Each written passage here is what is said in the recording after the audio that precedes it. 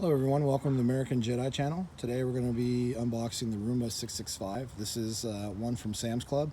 I'm not sure if the one from Costco is the same or not, but it is the pet Roomba. So the pet hair edition. It's a little bigger than the normal Roombas. And I think it has a bigger reservoir as well for hair. Black Friday sale, this from Sam's, which I think is still going on. I ordered it online. Today is Saturday, right after Thanksgiving, so we're looking at $2.49 for this. They're normally $2.99.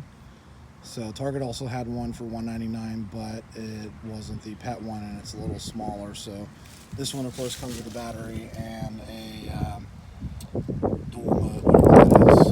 But it's basically the wall barrier. It tells it what to go there. And sorry about the ripped up box. UPS doesn't really like to let their stickers come off very easily. So go ahead and open this bad guy up. Alright, and about a month or so after using it, I'm going to do a review. I plan on doing a thorough cleaning of the house, where I want to use it, mainly the living room and bedroom. That way it can just kind of keep up from there. But here you got the instruction manual. Looks like you got some kind of filter, some batteries, probably for the wall barrier, which is this guy here.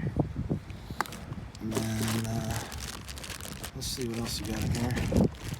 You have the actual Roomba itself. Wow, that thing's heavy.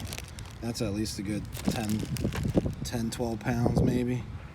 Yeah, that guy's heavy. So we'll set that aside. I think this is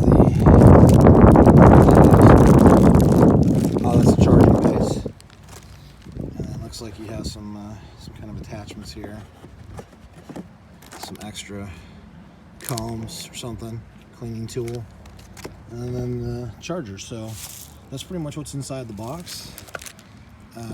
It's nice because the battery is user replaceable. You can just order a new one. And that is what is inside the box. Thanks for watching.